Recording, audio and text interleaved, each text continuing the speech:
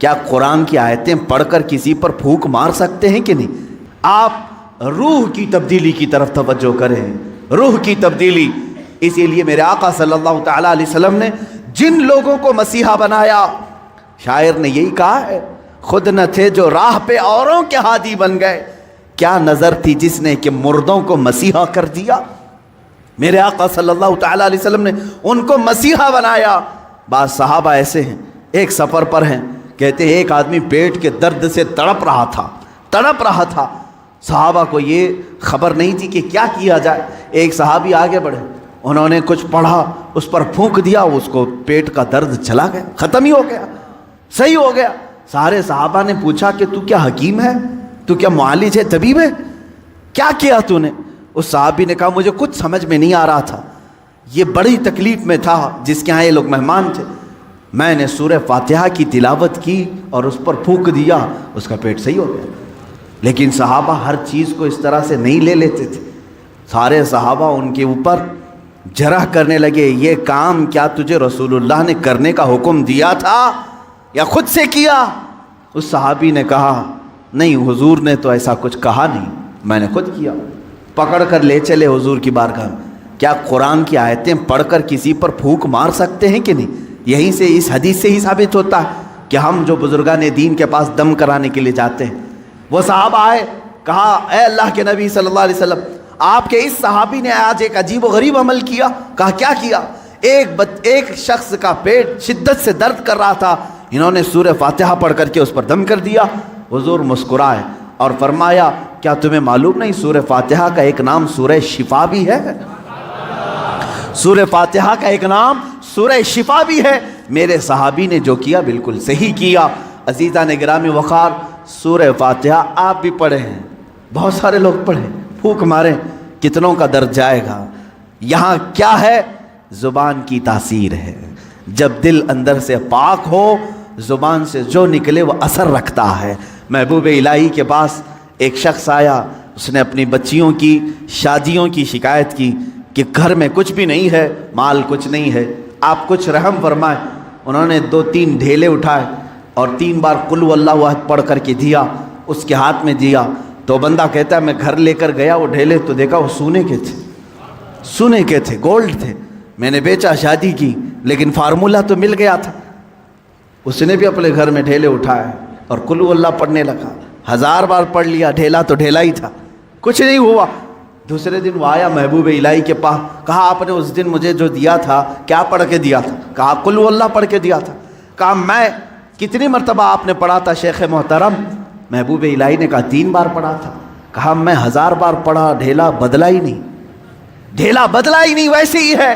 محبوب الہی نے فرمایا جا پہلے اپنی روح بدل لے، ہر چیز بدل جائے، اپنا دل بدل لے، اللہ تیری زبان سے ہر چیز کو بدل دے گا۔ آپ کی تاثیر جو ختم ہوگی تو روح کے بدلنے سے، آپ نے اپنی روح کو اور اپنے قلب کو غلاظتوں میں اگر رکھا ہے تو زبان کی تاثیر ختم ہو جاتی۔ حضرت سیدنا سلیمان جزولی رحمۃ اللہ تعالی جو دلائل الخیرات شریف کے مصنف، وہ کہتے ہیں درودوں کا مجموعہ انہوں نے لکھا ہے، کتاب لکھی ہے۔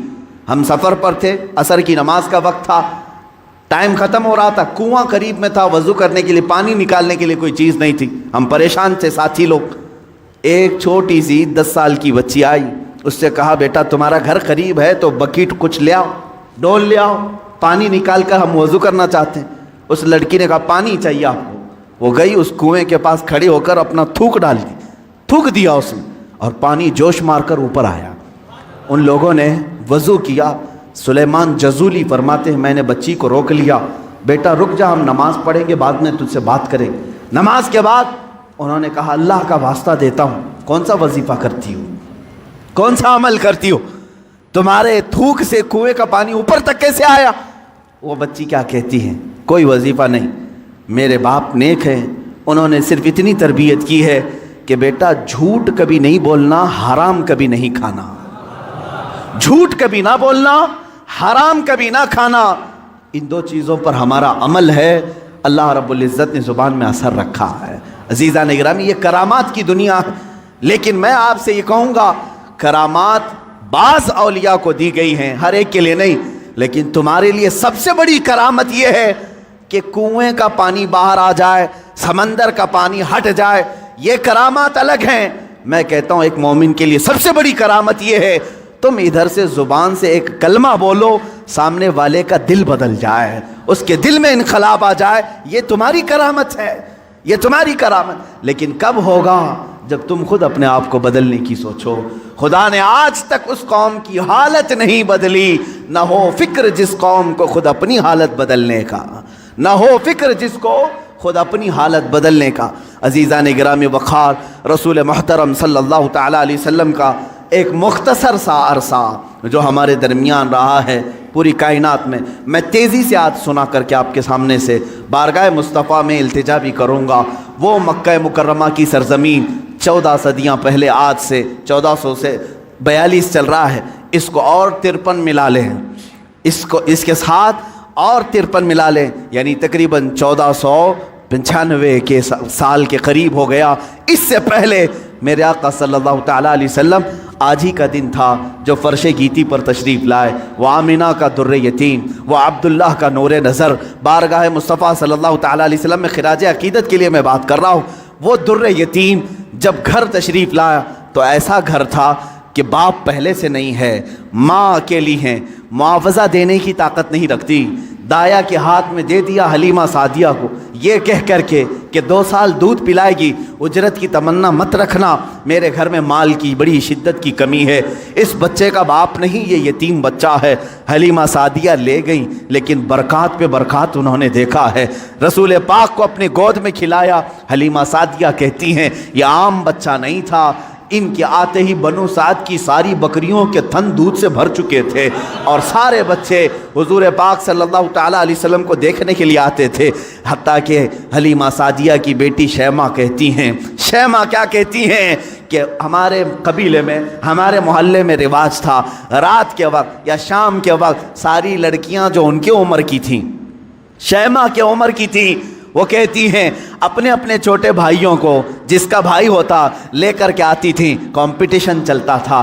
بہن اپنے بھائی کو دکھا کر کہتی کس کا بھائی زیادہ خوبصورت ہے۔ ہر خاتون، ہر بہن اپنے چھوٹے بھائی کی گود میں لے کر اس کے ناک نقشے بیان کرتی، ارے میرے بھائی کی تو پیشانی بڑی چوڑی ہے، یہ خوبصورتی کی علامت ہے۔ کوئی کہتی میرے بھائی کی تو آنکھیں بڑی جھیل جیسی ہیں اور یہ بڑا خوبصورت ہے۔ ہر خاتون، ہر بہن گود میں لیے ہوئے بچے کو اپنے بھائی پر فخر کرتی، اور حضرت شیمہ کہتی ہیں جب اس مجمع میں میرے بھائی محمد کو لے کر کے آتی، اللہ اللہ، وہ کہتی ہیں ساری میری سہیلیاں اٹھ کھڑی ہوتی، کہتی شیمہ تیرے بھائی کے ساتھ ہمارے بھائیوں کا مقابلہ نہیں، یہ ہمارا آپس کا مقابلہ ہے، یہ ہمارا آپس کا کمپٹیشن ہے، تو کبھی محمد کو ہمارے درمیان نہ لا، اس لیے کہ اس کے مقابل میں 14ویں کا چاند بھی شرما جاتا ہے۔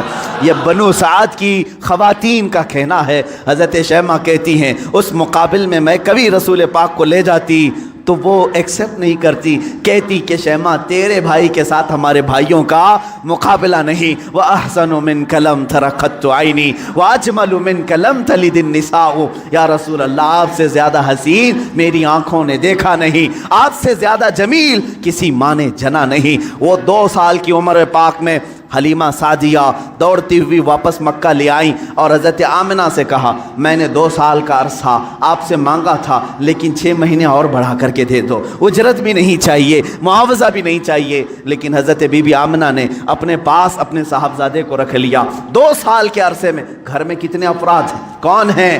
باپ نہیں ہے، دادا ہے عبد المطلب، وہ بھی بڑھاپے کو پہنچے ہوئے ہیں۔ رسول پاک صلی اللہ تعالیٰ علیہ وسلم اپنے دادا کی سرپرستی میں ہیں۔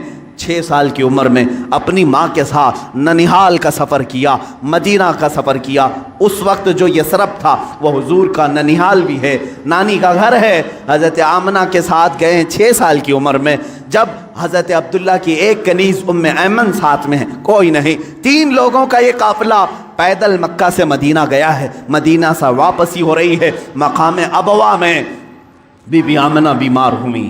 بی بی آمنہ سلام اللہ علیہا اتنی شدت سے بیمار ہوئیں کہ وہ چل پھر نہیں سکتی تھی، اسی راستے میں وہ رہ گئیں، اور اس کے بعد اپنے نور نظر کو قریب بلایا اور کہا اے محمد میری آخری سانسیں ہیں۔ 6 سال کی عمر پاک میں رسول پاک صلی اللہ علیہ وسلم نے اپنی ماں کی آنکھیں بند کیں اور ان کی روح قبض انصری سے پرواز کی۔